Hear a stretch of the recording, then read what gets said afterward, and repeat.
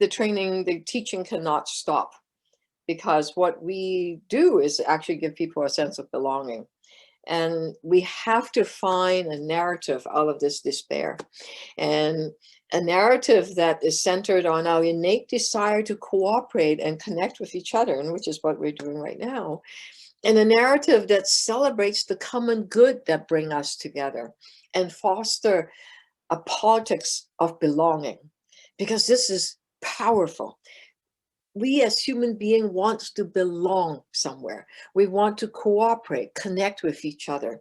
And the pandemic did bang, stopped it, right? So we have to find it together in the middle of the pandemic. So we converted all our training online, all of them. And a year later, we trained almost 2,000 people online. It was fabulous, fabulous, fabulous. And it turned out to be a blessing in disguise, because we can now train people across Canada, even in the States, without having them to pay a lot of money. We don't have to travel. So we continue. And the Indigenous youth, they are in reserves. It's hard to get to them, but we can do that through the internet. Inuvik, which is in Northwest Territory, we could do it through the internet. So Black kids, home care workers, we continue to train. But let's not kid ourselves. Right here in GTA, we are seeing the virus infecting mostly people that earn less than $30,000 a year. We know who they are. They are well, the frontline workers, essential workers, those that take care of our seniors, our children. They sell us food. They sell us essential items. They take care of us, but they are being left behind. And you and I know that there are common challenges facing the healthcare sector.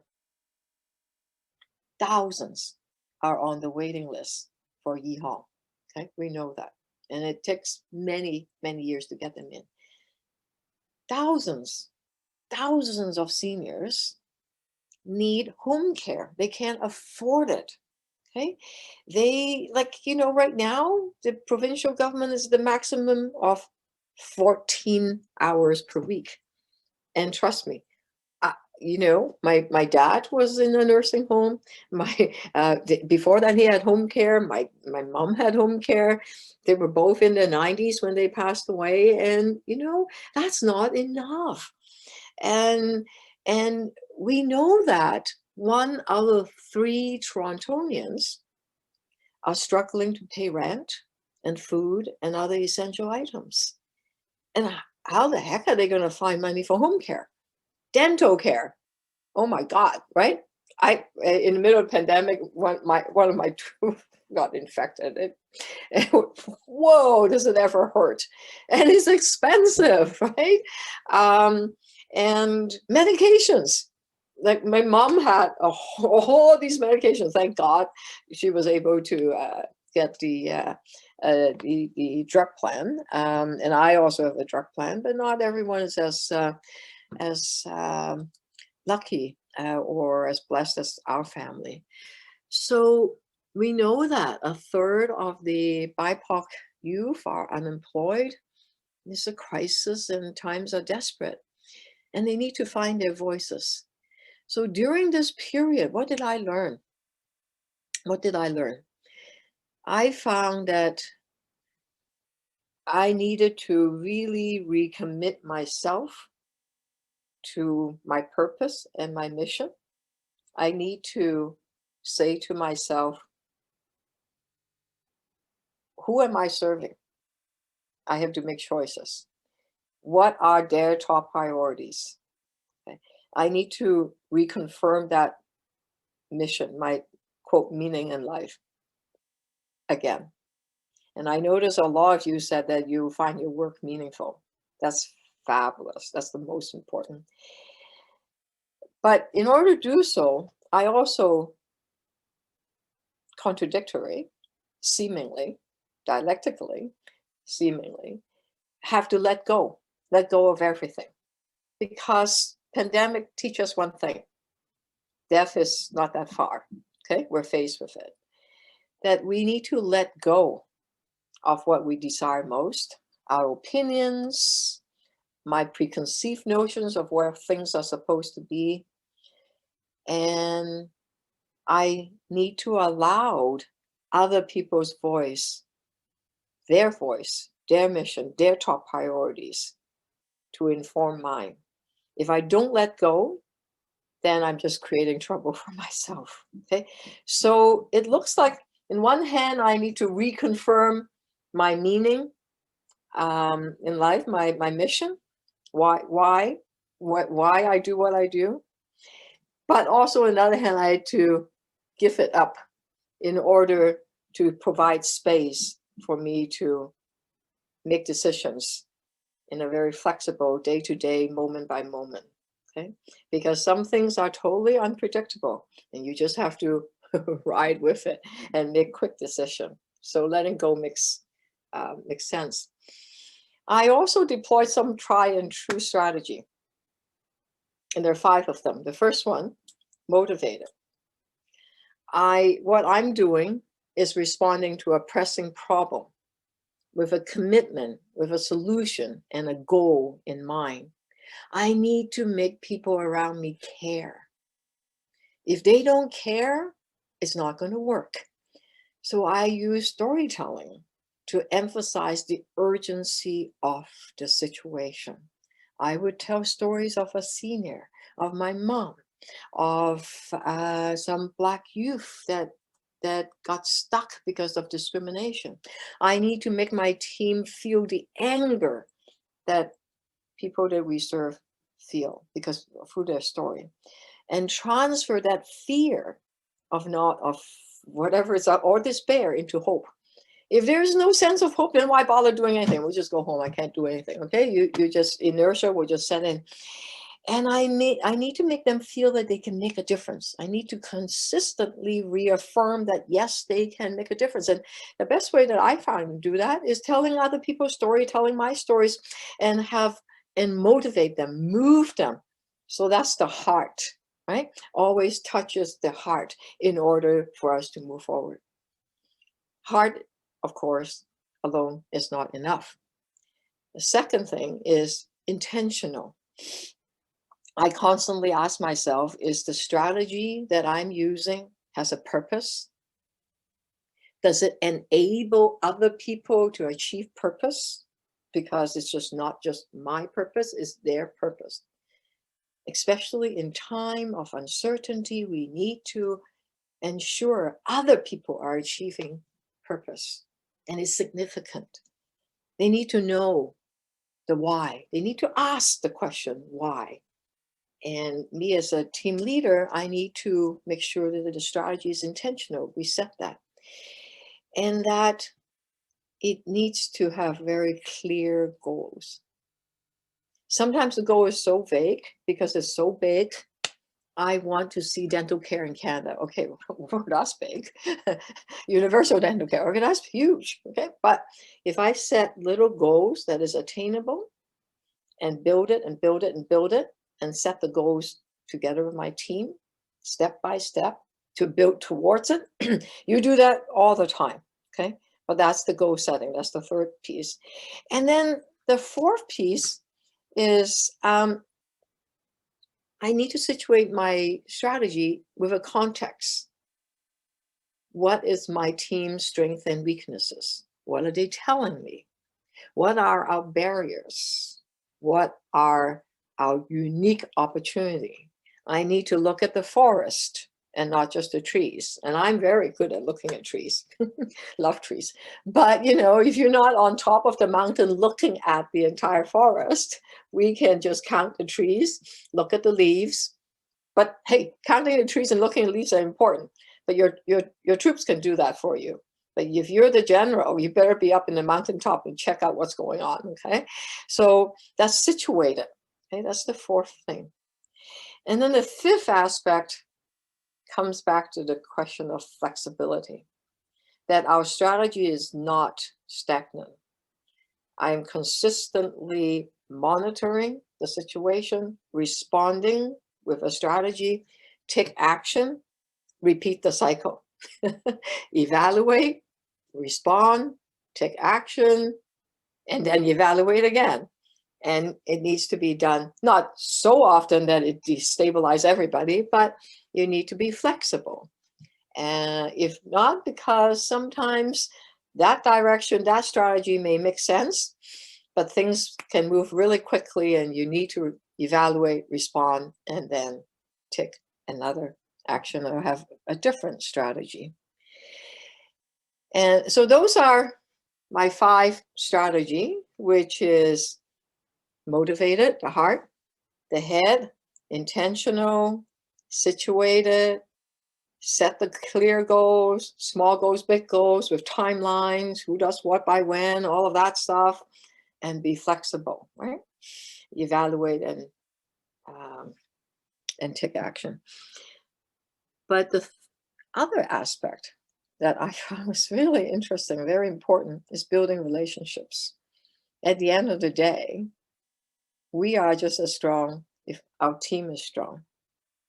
And if we build strong relationships with each other, that we have strong interests, and if our resources is diverse, and if we can bring all the diverse resources together with clear interests, that's power. So I define power, having been in politics for 35 years, elected for 30 years. Power is not just being elected or have lots of money, have a big database to collect more money. No, it's relationships. And I'll use Dr. Joseph Wong as an example. He has a crew of people that are willing to drop everything and go, and whether it's fundraising for PPEs or for back in United Way or Yihong or any number of things, has been hundreds of things he's been involved with. And that was because he has this really close relationship with a team that support each other. And building that relationship is phenomenally interesting. You know that. But you know how often we forget that? Because things are so moving so fast and there's so much to do. We can just get driven by our goals and forget. And I do that quite often, forget to build the relationship with the team. And building relationships, in my mind, is coaching. I find that just telling people what to do, they don't quite, they might get it, they might not, or that they won't remember. It doesn't transform them, okay? So the relationship that becomes transactional, not transformational. So building transformational relationship require, again, 3 parts. Our heart, motivation, okay? Being driven together with a clear sense of purpose through storytelling, through sharing experience, and through connecting through our emotions to a core value. Is it justice? Is it generosity of spirit? Is it hope? What is that core values that drive our work and our team? Find it. I'm sure you have it already, but drill into it. So that kind of coaching is motivational.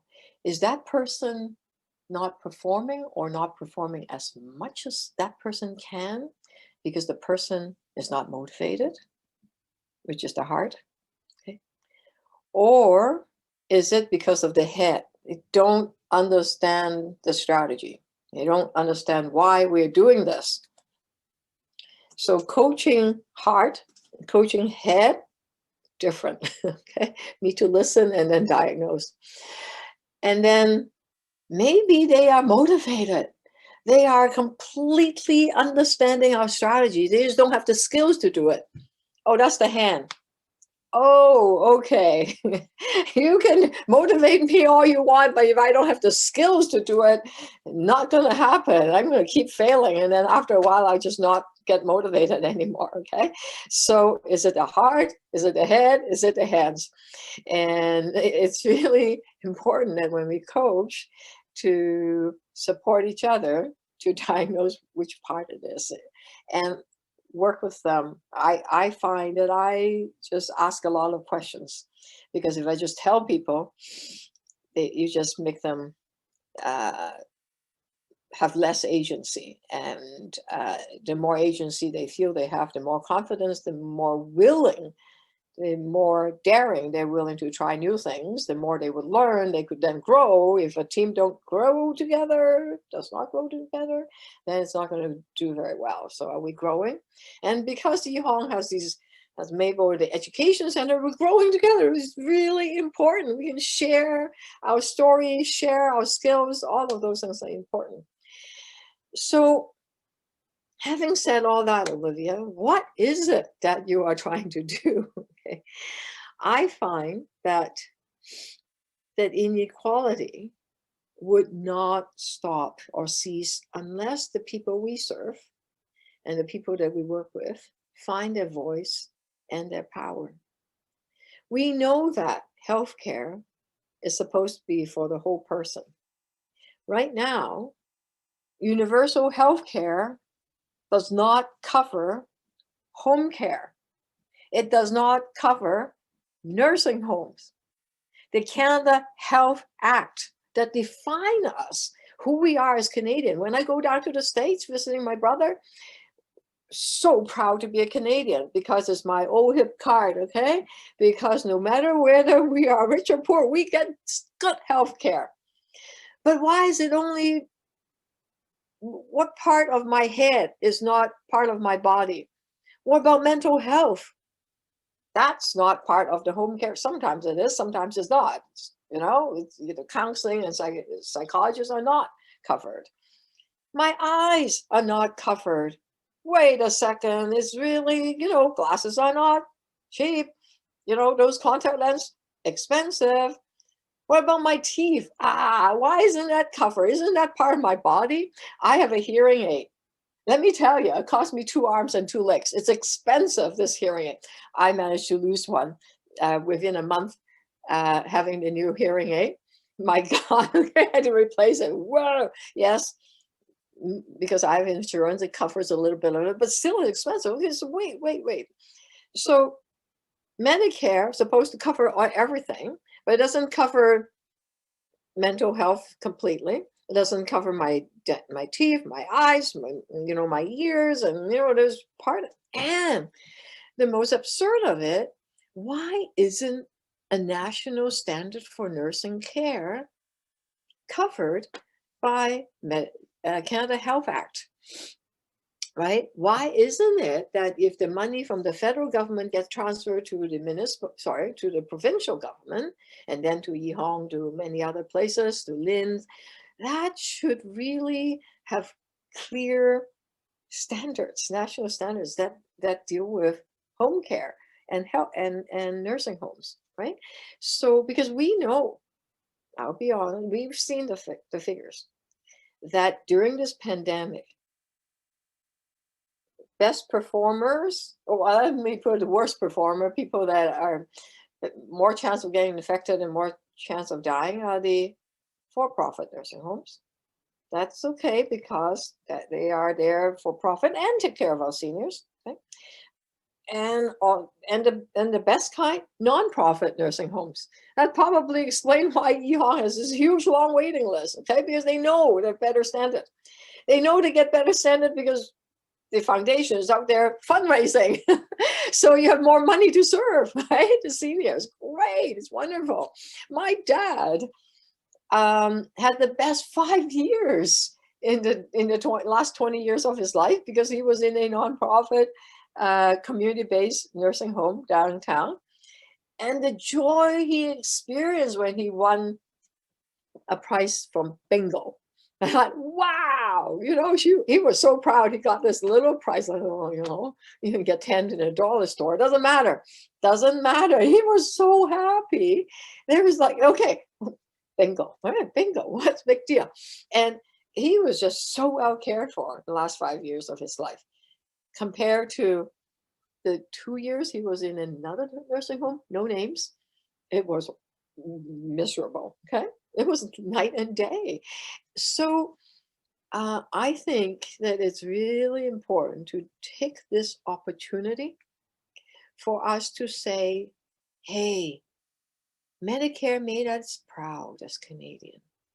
Let us improve this Medicare," because that was just the first step. There are many other steps. Let's make it holistic.